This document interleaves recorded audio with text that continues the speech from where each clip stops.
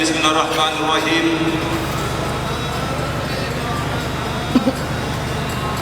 Wa'lamu anna fikum Rasulullah. Da'ni ala hubbun nabi. Da'ni ala hubbun nabi. Barang siapa memuji Allah Subhanahu wa taala tanpa memuji Sayyidina Muhammad, maka sesungguhnya pujiannya tidak akan sampai kepada Allah Subhanahu wa taala.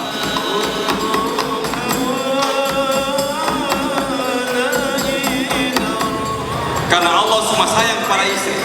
Allah tidak sayang kepada suami-suami. Allah cuma cinta kepada istri-istri kita.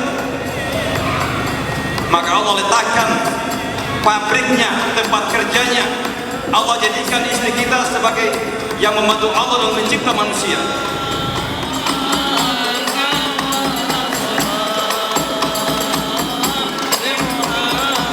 Tidak boleh ada 3 perkara dalam rumah tangga Islam.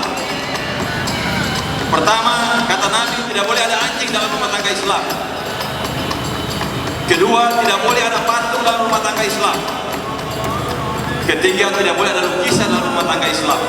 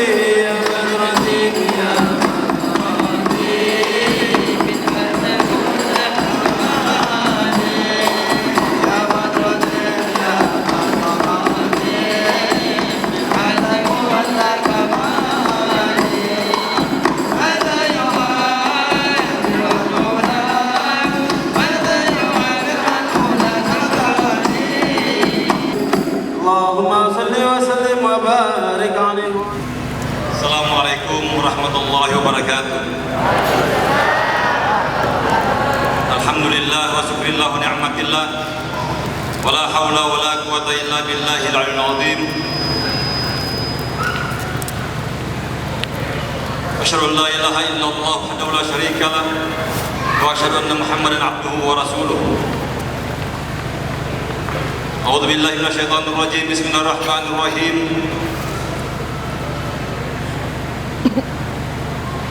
Wa'lamu anna fikum Rasulullah. Da'ni ala hubbun nabi. Da'ni ala hubbun nabi. Da'ni ala hubbun nabi. Siapa di antara kita yang hendak mencintai Sayyidina Muhammad sallallahu alaihi wasallam? Apakah bapak-bapak, ibu-ibu sekalian ingin sejak malam ini mencintai Sayyidina Muhammad sallallahu alaihi wasallam?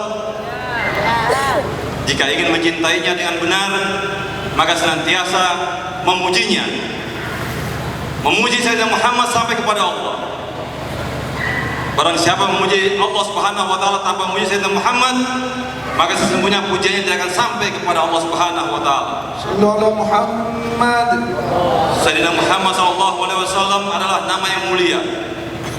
Nama yang bukan nama seperti nama-nama biasa.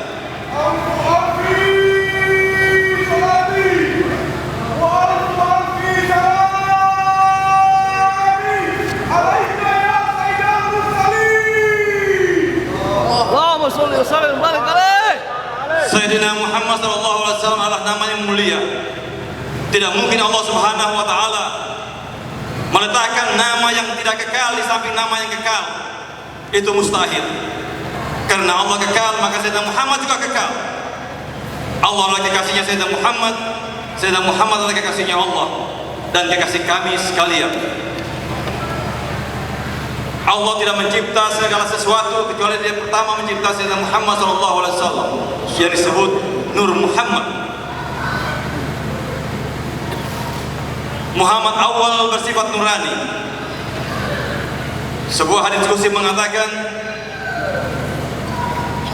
"Ana min nurillahi wal alamu min nuri." Kata Sayyidina Muhammad, aku daripada nur Allah dan alam semesta daripada nurku. Jadi kita harus tahu bahwa segala sesuatu berasal daripada Nur Muhammad SAW. Allah tidak mencipta segala sesuatu tanpa melalui Nur Muhammad SAW.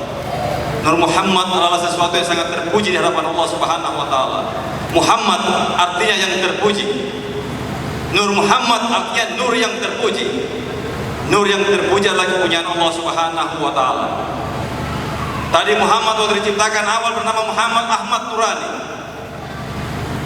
Muhammad akhir bernama Muhammad Rohani. Muhammad yang bersifat roh. Muhammad yang pertama bersifat nur. Muhammad akhir bersifat roh. Dia mengatakan, "Ana abul arwah wal adam abul jasad." Saya adalah bapa, sumber daripada segala roh, dan Adam adalah sumber daripada segala jasad. Kalau Sayyidina Muhammad sumber daripada segala roh, mustahil dia mengalami kematian seperti kematian kita yang seperti sekarang ini. Sayyidina Muhammad adalah nur yang sangat cemerlang.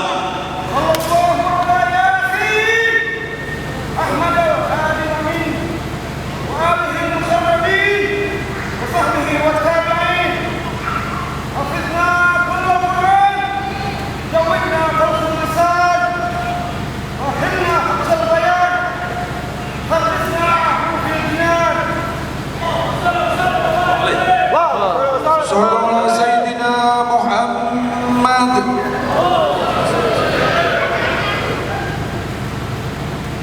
Sayyidina Muhammad adalah nama yang mulia. Di akhir penciptaan dia bernama Ahmad Rohani. Dia bersifat roh. Yang bersifat roh tidak mungkin mengalami kematian. Sayyidina Muhammad kekal bersama kekalnya Allah Subhanahu wa taala. Muhammad lahir bersifat insan.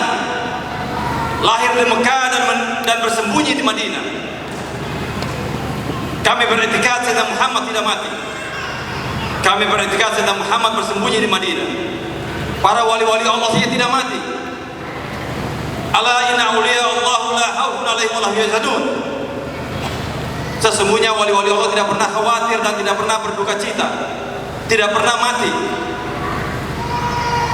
Kalau saja wali-wali Allah tidak pernah mati, lalu bagaimana dengan Sayyidina Muhammad kasih Allah Subhanahu wa taala? Bagaimana Sayyidina Muhammad yang sumber pada segala roh? Maka Muhammad lahir bersifat insan. Dia lahir di Mekah dan bersembunyi di Madinah. Tujuan daripada haji yang kita lakukan ini adalah untuk berjumpa dengan Sayyidina Muhammad SAW dalam rangka memuji Allah Subhanahu wa taala. Jadi kita harus mengerti dengan baik bahwa Sayyidina Muhammad SAW adalah satu-satunya contoh tauladan kepada kita. Sayyidina Muhammad adalah dalam hidup kita, dalam mati kita. Antigasni fi hayati, antigasni fi mamati. Anta nurullah, nur Muhammad, nur samawati wal ard. Dia adalah tujuan daripada hidup kita dan dia adalah tujuan daripada mati kita. Jadi kalau kita semua hendak mencintai Sayyidina Muhammad adalah dalam rangka mencintai Allah Subhanahu wa taala. Pelajarannya adalah mencintai istri di rumah. Pelajarannya adalah istri mencintai suami di rumah. Seperti tadi Kiai Mulyan mengatakan bahwa jangan sampai seorang laki-laki dengan kekuatannya kemudian dia memukul istrinya. Nauzubillah. Kalaupun terlanjur tangan-tangan kita telah memukul istri kita, pernah melakukannya, minta ampun kepada Allah dan minta ampun kepada istri. Karena Allah cuma sayang kepada istri. Allah tidak sayang kepada suami-suami. Allah cuma cinta kepada istri-istri kita. Maka Allah letakkan pabriknya, tempat kerjanya. Allah jadikan istri kita sebagai yang membantu Allah dalam mencipta manusia. Bagaimana cuma dengan setetes air saja dalam kandungannya maka bisa menjadi seorang manusia. Subhanallah. Allah sangat memuliakan istri kita. Lalu bagaimana kita sebagai suami tidak memuliakan istri kita? Tentu bapak-bapak, ibu-ibu sekalian, selama ini sudah di rumah saling menghargai, saling memuliakan dalam rangka berkasih sayang. Kita sering mendengar kalau orang menikah ada doa yang dilantunkan, diharapkan supaya keluarga ini sakinah, mawaddah dan warahmah. Tapi untuk mencapai sakinah itu bahkan butuh waktu puluhan tahun. Ketenangan dalam perkawinan. Ada orang sudah menikah 50 tahun belum tenang. Ada orang menikah ke 30 tahun belum tenang, 20 tahun belum tenang. Bagaimana dia bisa mencapai mawaddah, yaitu cinta yang tumbuh di antara keduanya. Kalau cinta sudah tumbuh, maka muncul warahmah, yaitu kasih sayang. Kalau sudah kasih sayang, insya Allah mencintai keluarga tersebut. Asalkan dengan syarat tidak boleh ada 3 perkara dalam rumah tangga Islam. Pertama, kata Nabi, tidak boleh ada anjing dalam rumah tangga Islam. Kedua, tidak boleh ada patung dalam rumah tangga Islam. Ketiga, tidak boleh ada lukisan dalam rumah tangga Islam. Lalu orang-orang kemudian ada anjingnya yang lucu-lucu mungkin, dia langsung pergi membunuhnya. Bahkan dalam Islam, anjing bisa dipergunakan untuk pergi berburu. Dan waktu dia membunuh buruannya, kita bisa memakannya karena telah dilepaskan berburu itu dengan syariat Islam. Kemudian kita berburu patung, kita buang, lukisan kita robek-robek.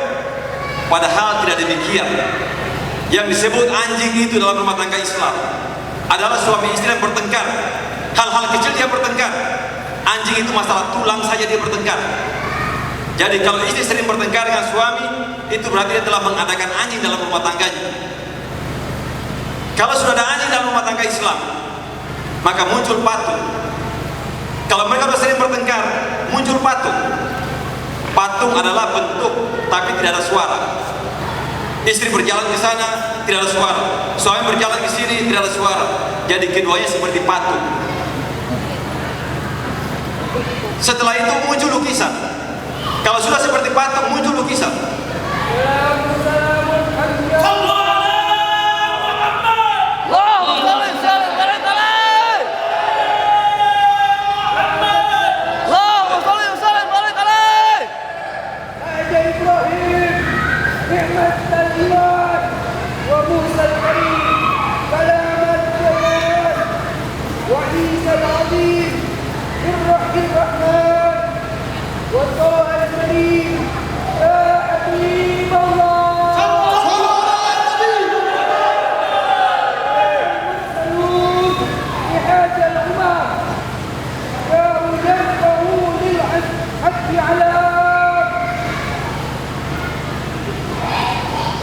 Kalau sudah ada patung dalam rumah tangga Islam, maka pasti muncul lukisan.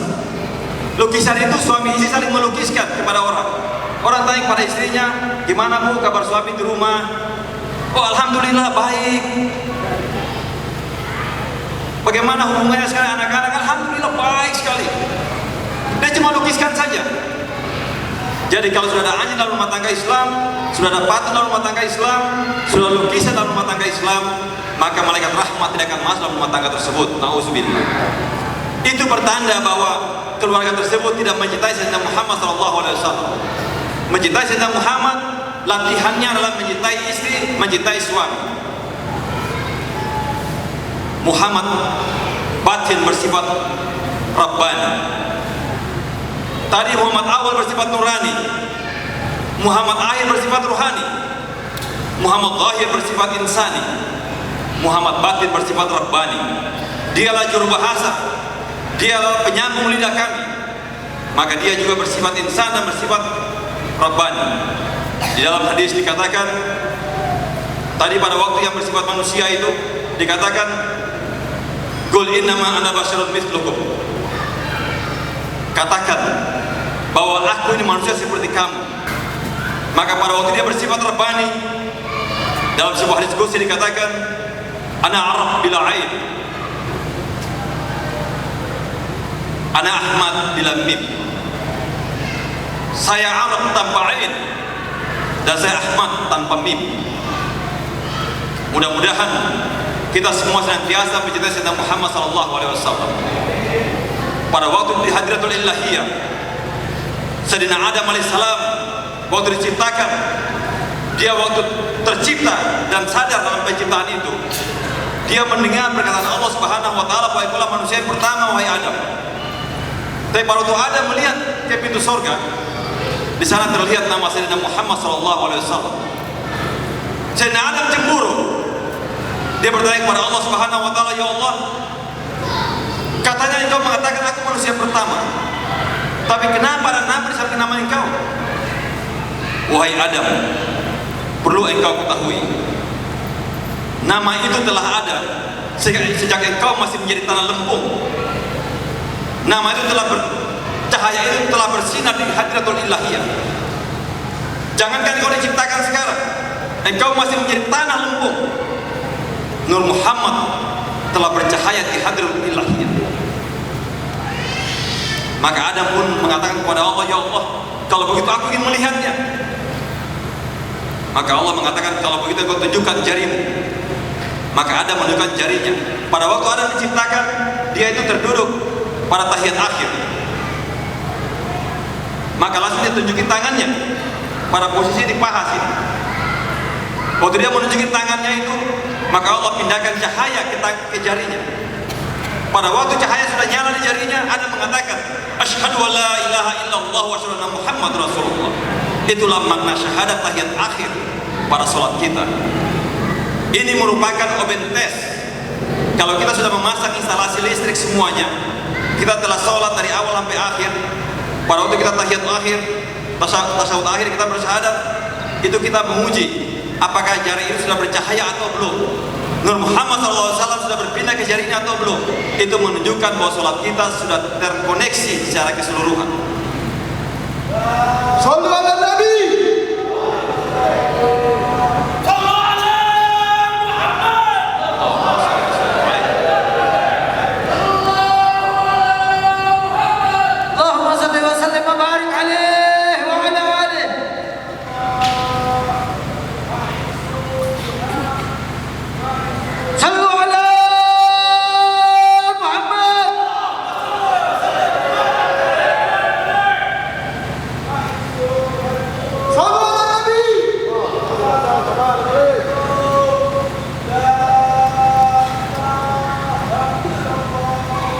Muhammad sallallahu alaihi wasallam.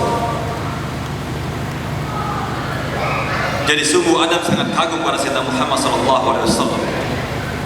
Kita perlu ketahui bahwa Muhammad itu dalam etikat kami, dia tidak datang dan dia tidak pergi. Jika dia datang daripada hadirat Allah Subhanahu wa taala, Allah mengatakan, "Kami dekat kepada kamu lebih dekat daripada urat lehermu." Berarti bukan di sana, tapi ada di sini. Quran Al-Hujurat ayat 7 mengatakan, "Wa'lamu anna fikum Rasulullah." Ketahuilah bahwa Rasul ada dalam diri kamu. "Laqad ja'akum rasulun min anfusikum." Kemudian Rasul dikeluarkan daripada diri kita. "Wa ma arsalnaka illa kafatan lin-nasi basyiran wa nadhiran, walakin aktsaran nasi la ya'lamun." Sesungguhnya Muhammad itu, Rasul itu diutus kepada kita semua, kepada semua manusia. Untuk apa? Untuk memberikan kita kabar yang baik maupun kabar yang buruk. Walakinna aktsaran nasi la ya'lamun. Tapi kebanyakan manusia tidak mengetahui engkau wahai Muhammad. Kita hanya mendengar cerita-cerita tentang Muhammad SAW, tapi kita tidak mencari untuk berjumpa dengannya. Salawat yang dilantunkan adalah berharap berjumpa dengan Sayyidina Muhammad SAW. Allah begitu mulia dan begitu hebatnya, tapi masih meletakkan sebuah nama di samping namanya, yaitu nama Sayyidina Muhammad SAW. Pada waktu Nur Muhammad diciptakan pertama, dia berbentuk huruf H. atau huruf mim. Kemudian dia begitu terang benderang dan dia merasa bahwa dia berkuasa atas alam semesta. Serta merta datang sebuah nur yang lebih terang lagi. Nur itu berbentuk huruf alif. Dan nur berkata bahwa akulah Nurullah. Nur Muhammad bertanya, siapa yang berkuasa? Nurullah bilang bahwa aku yang berkuasa. Nur Muhammad bilang tidak, aku yang diciptakan pertama daripada nur, maka aku yang berkuasa. Karena ada sebuah perdebatan dalam tanda kutip tentunya. Kemudian Nur Muhammad bilang bahwa kalau begitu kita bertaruh saja, sehingga mengetahui siapa yang berkuasa. Kata Nurullah, bertaruhnya seperti apa? Nur Muhammad mengatakan, kita bersembunyi. Siapa yang ditemukan, dia tidak berkuasa. Tapi siapa yang tidak ditemukan, dia yang berkuasa. Maka Nur Muhammad bersembunyi di hadapan Nurullah. Dimanapun bersembunyi Nur Muhammad, ditemukan oleh Nurullah. Pada akhirnya Nurullah yang bersembunyi, dan Nur Muhammad mencari kian ke sana kian kemari dan tidak menemukan. Akhirnya Nur Muhammad menyerah dan bertanya, wahai Nurullah, engkau di mana? Saya tidak menemukan engkau. Saya telah mencari ke seluruh penjuru. Nurullah menjawab, aku di dalam dirimu. Maka marilah kita mencari kedua nur tersebut di dalam diri kita masing-masing. Man arafa nafsahu faqad arafa rabbahu. Siapa kenal dirinya maka sudah pasti dia mengenal Tuhannya. Mudah-mudahan penyampaian yang singkat ini dapat membuka, menambah sedikit daripada khasanah perbedaan cerita. Semoga ini menjadi sebuah hikmah dalam diri kita, tentu kepada bapak-bapak sekalian yang menginginkannya. Karena barang siapa tidak menginginkan ilmu untuk berjumpa dengan Sayyidina Muhammad, maka sesungguhnya dia tidak mau berjumpa dengan Allah Subhanahu wa taala. Carilah ilmu untuk berjumpa dengan Sayyidina Muhammad, maka dia pasti berjumpa dengan Allah Subhanahu wa taala. Bagaimanakah ilmu berjumpa dengan Sayyidina Muhammad? Adalah cari ilmu untuk berjumpa dengan para wali-walinya. Bagaimanakah cara berjumpa dengan wali-walinya? Seorang anak harus cinta kepada kedua orang tuanya. Seorang istri harus cinta kepada suaminya. Seorang suami harus cinta kepada istrinya. Maka insya Allah ilmu yang dia cari akan dibawa kepada jalan untuk bertemu dengan Sayyidina Muhammad SAW. Itulah hakikat perjumpaan dengan Allah Subhanahu wa taala. Wabillahi taufiq wal hidayah. Wassalamualaikum warahmatullahi wabarakatuh.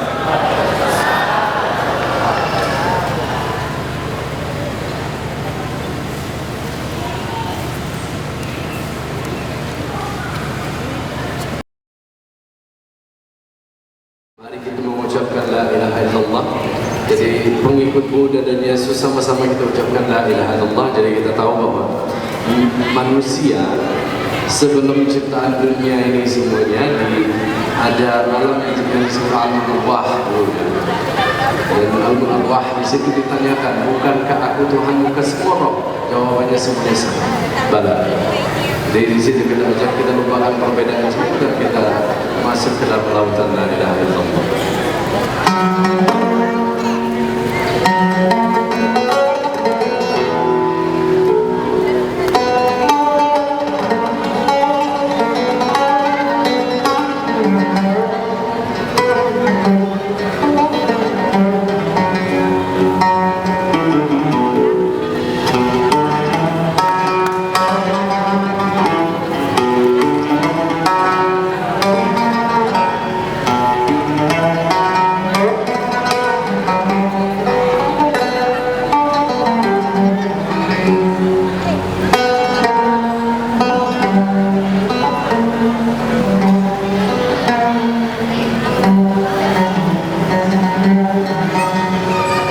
Sama-sama bisa nyanyikan ya. Tapi begini.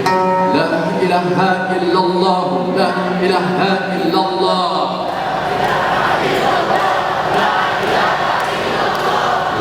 Dah hafal ya?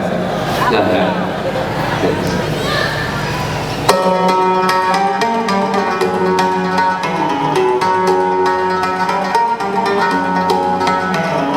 Wahai Muslim, wahai Hindu, mari ucapkan bersama la ilaha illallah.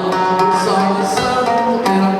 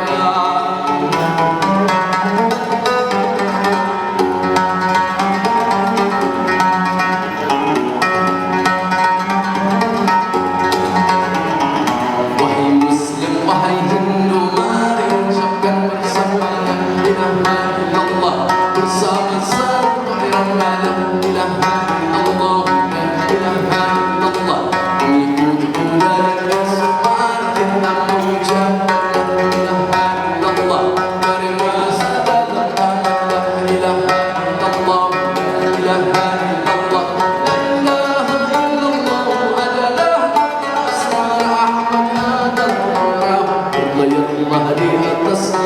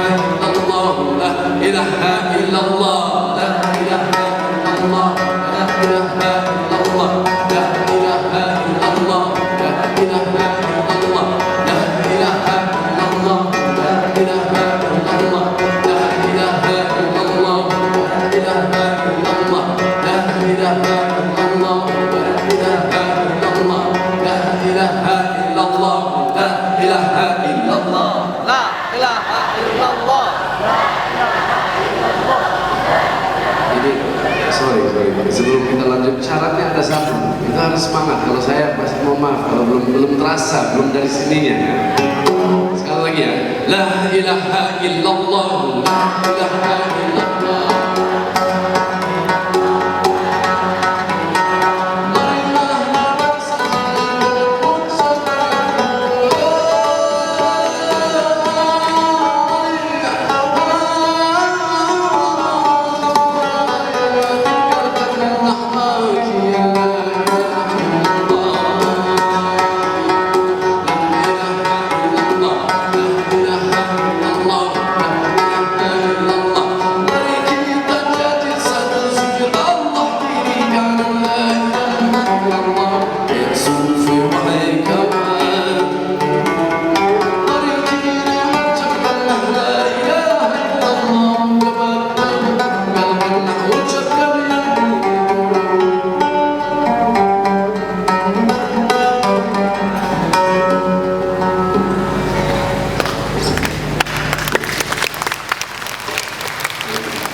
Lagu kedua, ini judul lagunya Malam Ini.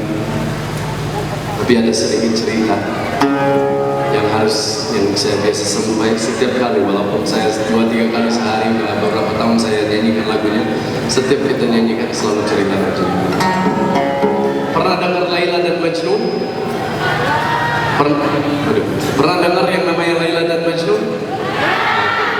Oke, jadi gini. Ini cerita mengenai Laila dan Majnun, tapi mungkin sebelumnya kita pelajari lagunya gini. Malam ini kekasihku hamba datang kepadamu. Sama-sama ya. Malam ini kekasihku hamba datang kepadamu. Jadi gini, satu hari bapaknya Laila mengadakan acara syukuran. Diajak satu desa buat makan di rumahnya. Biasanya Majnun tak pedulikan acara-acara kayak gini. Tapi ini kan bapaknya, kekasihnya yang sudah berbulan-bulan, dia tidak boleh bertemu. Jadi waktu dengar kabar aja, Majnun langsung semangat. Dia pergi ke rumahnya Laila, yang dia cari Laila, biar walaupun hanya bisa tatap muka aja atau melihat dari jauh pun itu cukup bagi dia. Tapi yang dia temukan di situ adalah Laila yang menghidangkan makanan satu persatu. Jadi semangat betul dia, ikut antrian sama kayak yang lain semua. Yang lain yang dicari adalah makanan, sedangkan yang dia cari adalah kekasih. Sedikit demi sedikit dia maju sampai dia berdiri di depannya Laila. Dia memberikan piringnya pada Laila mengambil piring langsung mencelupkannya ke lantai.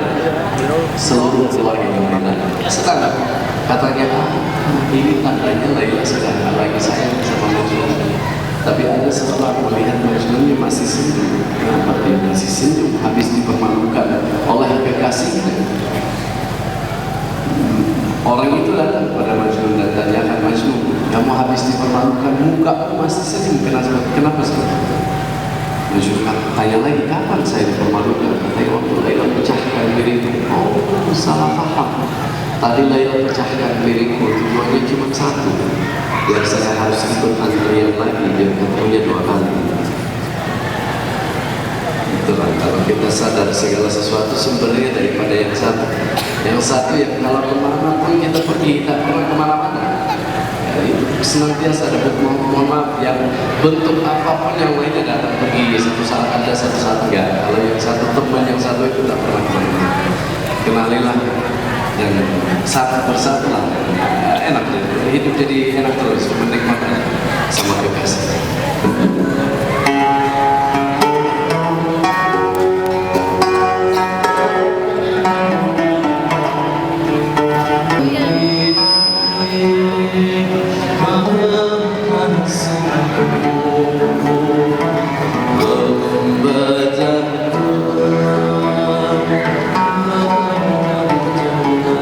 Sama-sama. Malam ini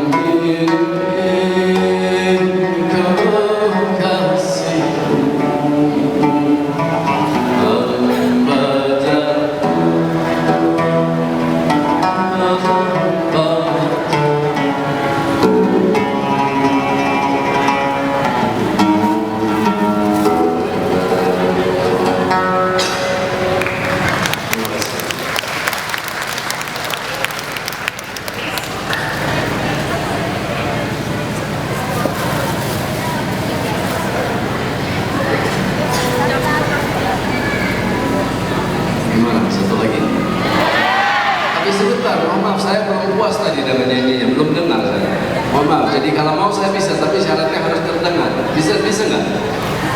Oke, lagunya mudah, lagunya gini. Dari lagu album pertama. Cintamu dalam hatiku memenuhinya begitu. Bisa ya? Beberapa suara doang. Kalau nggak bisa lebih semangat nggak usah. Bisa lebih semangat? Soalnya buat itu syaratnya. Kalau nggak ngapain gitu. Coba ya. Cintamu dalam hatiku memenuhinya begitu.